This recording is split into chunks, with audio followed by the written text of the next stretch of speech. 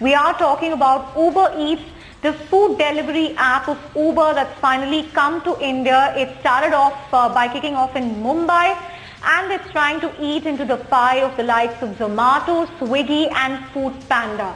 Is the food tech space already too crowded? Is UberEATS a late entrant? How is its strategy going to be different? To answer all those questions, we have Bhavik Rathod, the head of UberEATS India, joining us exclusively on the show.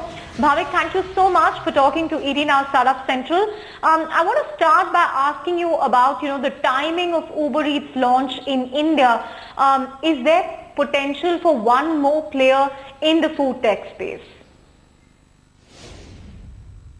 Sure. I think if you take a step back here, we're talking about an industry which is about a $15 billion unorganized sector that UberEATS is entering into, which is the online food delivery space. I think the advantage that Uber has here and the reason why this timing is excellent for us to enter this business is because we've been here now for about 3.5 to 4 years. We're already in 30 cities across India. We have millions and millions of riders on our platform that are already taking trips on the rides business using the rides application. And we have hundreds and thousands of driver partners that are currently providing trips to riders using the application as well. What that does for us is it gets us a lot of data on traffic, congestion, consumer behavior, demand patterns that we can directly apply to UberEATS and fast track and leapfrog our business. So I'm really excited about the fact that we've entered this space. I'm excited about the fact that we've launched UberEATS in India, starting with Mumbai just yesterday. And I couldn't be more excited about leading this business here after running the business for rides for 3.5 years.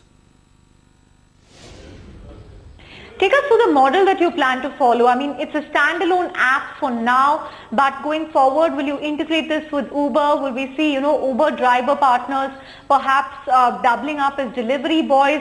What's the roadmap going to be? Sure. I mean, if you just go through a history of how UberEATS happened, we actually started off on the Uber Rides app itself back in 2014 as a small pilot in Los Angeles. And what we quickly realized is that it was already changing the habit of how people are ordering their food and ordering their lunch in Los Angeles. We then quickly pivoted to creating a standalone app of its own called UberEATS, which we launched in December of 2015 in Toronto. Now UberEATS is a standalone app. It's now present in 6 continents, in 26 cities, in 78 cities, and Mumbai being the 78th city that we're present in. In terms of delivery, yes, it is going to be an independent delivery partners that are going to be joining our platform. These are two-wheelers that are going to be coming on the platform to create an economic opportunity for themselves by completing deliveries of food from the restaurant to the consumer. But Bhavik, would you agree you're a little late in this space? I mean, there are already the likes of established players. You have Zomato, you have Swiggy, and the food tech space has also gone through a lot of pain in the last few years, with many food tech startups shutting down. In fact, Ola also shut down its Ola Cafe, which wanted to do something similar. So what's really giving you the confidence? So firstly, it's a largely unmet demand. There's a massive demand out there. There's a huge potential out there. And UberEATS is pouring into that to create that opportunity for itself.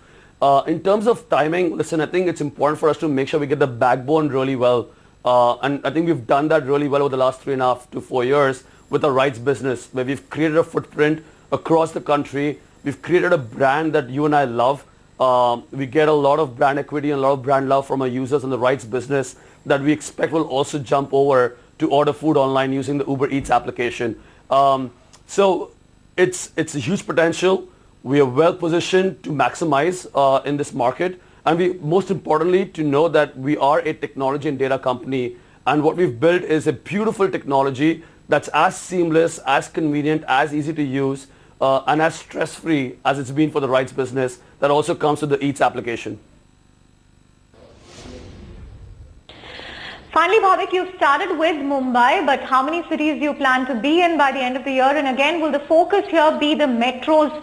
I mean, you mentioned that, there's still a lot of unmet demand as far as the space is concerned, but will your focus be the metro cities to start with?